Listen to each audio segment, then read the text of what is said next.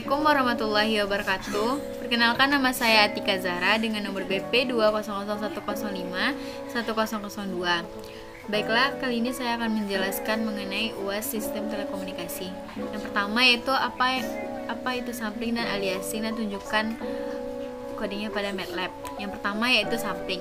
Sampling yaitu tahap pertama dalam transmisi data sinyal analog yang dirubah ke digital menggunakan saklar untuk mengambil sampelnya yang akan dikirimkan ke mode pulsa, yaitu ada PCM, PAM, PPM, dan PWM. Berikut adalah MATLAB-nya. Jika kita runkan,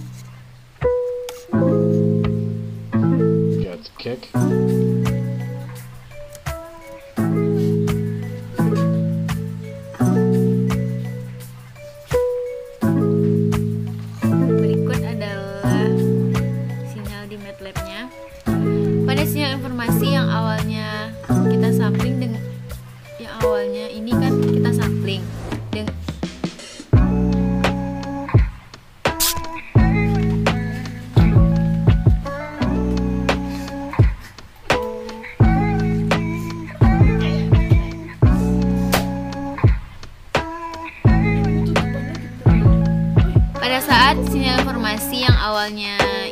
kita sampling dengan kecepatan sampling untuk mengambil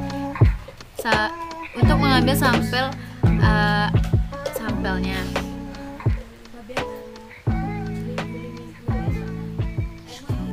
Baiklah, yang kedua yaitu aliasing. Aliasing itu titik sampelnya yang sama yang jatuh, lalu kita kuantisasi ke level kuantisasi yang terdekatnya.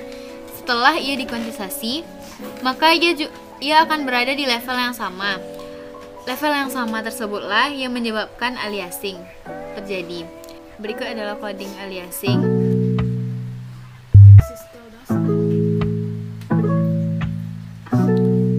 Dan ini adalah contoh sinyal pada MATLAB-nya. Baiklah, soal nomor 2 yaitu jelaskan apa yang dimaksud dengan kuantisasi dan kenapa kita perlu kuantisasi, dan apa kaitannya dengan proses sampling. Tunjukkan dengan ilustrasi MATLAB. Kuantisasi itu merupakan proses mengkonversi nilai yang tak hingga menjadi nilai yang berhingga. Pengkodean yang nilainya tidak bisa kita ramalkan atau hanya diterka, dan jikalau itu pun bisa, semakin besar jumlah sampelnya, maka semakin banyak juga jumlah bit yang kita butuhkan. Pada kuantisasi, tidak semua nilai sampel yang kita kodekan, tetapi adalah nilai kuantisasi terdekatnya. Kenapa kita perlu kuantisasi? Kuantisasi diperlukan supaya agar bitnya rendah dan untuk membatasi nilai sampel. Nilai kuantisasi ini mewakili nilai-nilai pada sinyal agar tidak hilang nilai awalnya. Berikut adalah ilustrasi dengan MATLAB.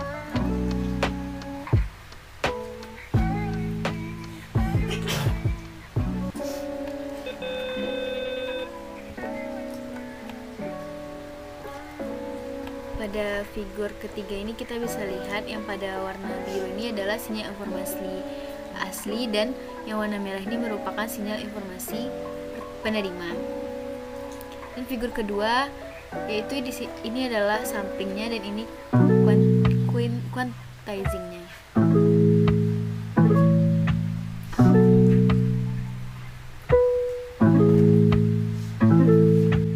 Baiklah, selanjutnya soal nomor 3 yaitu jelaskan apa yang dimaksud dengan compounding dan kenapa perlu compounding. Apa kaitannya dengan proses kuantisasi?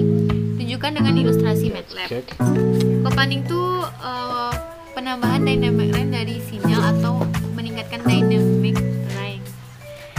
Dynamic range itu yaitu rasio dari kemungkinan tegangan tertinggi ke tegangan terendah atau selisih. Kenapa kita perlu compounding? Karena dengan mengkompresi sinyal, maka sinyal akan terangkat dari amplitudo yang lemah dan tidak berada lagi di bawah satu level kuantisasi, sehingga dia tidak akan terjadi distorsi atau kerusakan. Ketika dikirimkan ke penerima, maka sinyal harus dikembalikan lagi ke bentuk yang asli. Berikut adalah ilustrasi pada MATLAB-nya. Pada figur ketiga yaitu sinyal yang telah di-expanding. Lalu pada figur yang pertama yaitu informasi asli, lalu dikompandingkan untuk menaikkan sinyal yang lemah pada figur kedua ini menjadi satu level kuantisasi yang terdekatnya. Jadi yang terdekatnya tadi, lalu akan dikembalikan lagi ke satu level kuantisasi, lalu akan dikembalikan ke bentuk sinyal aslinya dan dikirimkan ke penerima.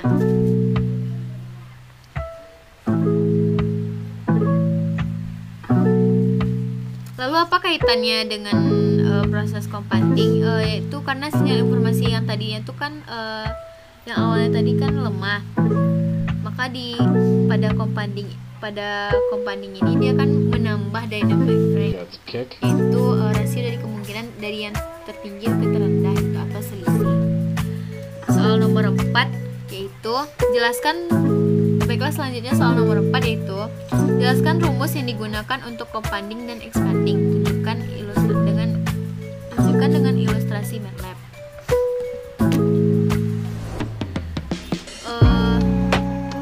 Baiklah, rumus yang digunakan untuk compounding yaitu V out sama dengan V max IN dalam kurung 1 tambah new tambah V in per V max kurung dibagi dengan IN tambah dalam kurung 1 tambah new. Jika nilai new-nya sama dengan 0, tidak akan terjadi compounding. Nilai new diubah-ubah untuk amplitudo yang lemah. Vmax dan Vmin tadi itu adalah dynamic range. Untuk menyatakan ilustrasinya, kita menuliskan pada MATLAB yaitu xt sama dengan RANDN kurung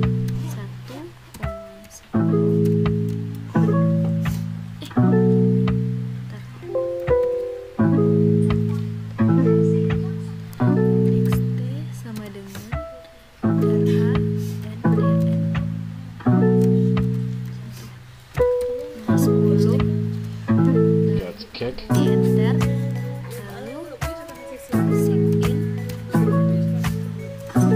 kurung xt, lalu kita enter. Nah, jadi di sini ada nilainya.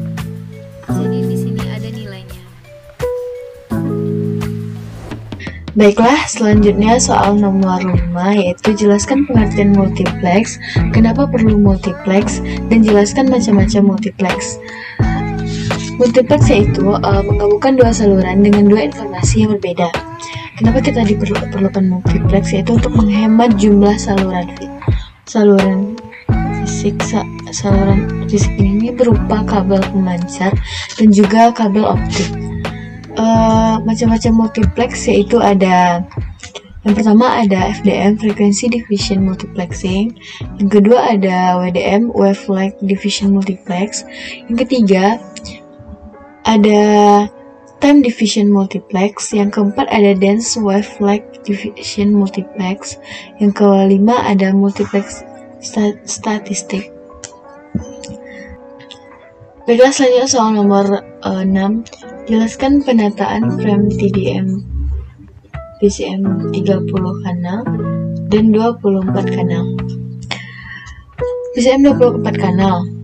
Pada PCM 24 kanal ini dia ada 24 saluran. Jadi 1 sampai 24 saluran akan dimultiplex menjadi satu saluran, yang mana nanti dalam satu saluran itu dia itu terdapat 24 slot pada satu slot itu dibagi lagi menjadi 8 bit atau dikodekan dalam 8 bit PCM, yang mana slot pertama merupakan sinkronisasi slot yang merupakan kode unik. Selanjutnya ada PCM 30 kanal. Pada PCM 30 kanal ini dia memultiplex saluran sebanyak 30 saluran. Sebanyak 32 saluran. Kenapa 32 saluran? yaitu satu saluran itu dikhususkan untuk sinkronisasi. Jadi 32 saluran ini dimultiplex menjadi satu saluran. Saluran pertama atau slot pertama dikodekan lagi menjadi 8 bit PCM, yang mana saluran ke-17 merupakan saluran yang signali atau tempat nada dikirimkan. Selanjutnya soal nomor 7. Jelaskan kenapa perlu line coding.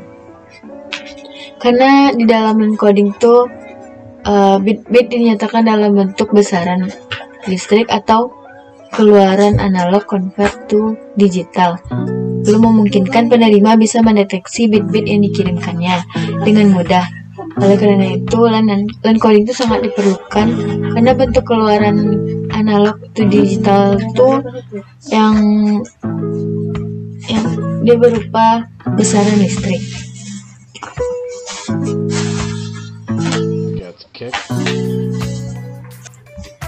Selanjutnya soal nomor 9, yaitu jelaskan macam-macam line coding beserta contoh.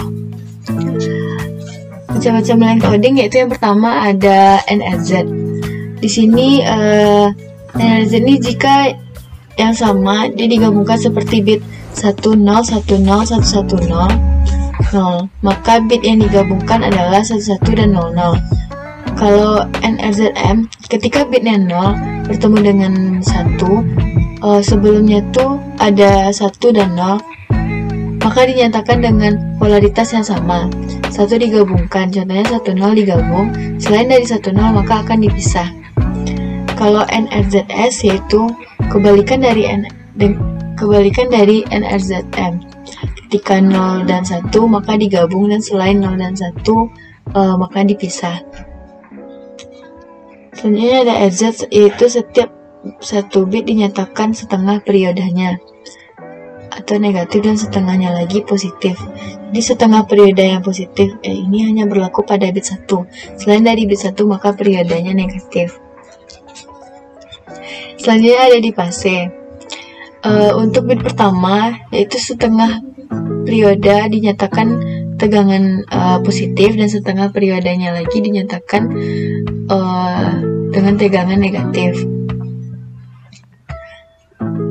Selanjutnya ada alternate mark inversion bipolar, yaitu bit pertama dinyatakan dengan tegangan positif, bit 0 dinyatakan dengan tegangan 0, dan bit 1 dinyatakan dengan tegangan negatif.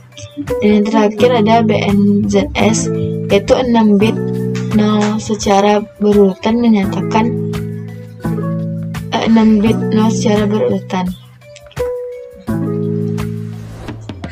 Mungkin sekian penjelasan dari UAS Health Sistem Telekomunikasi saya. Jika ada kesalahan mohon dimaafkan. Assalamualaikum warahmatullahi wabarakatuh.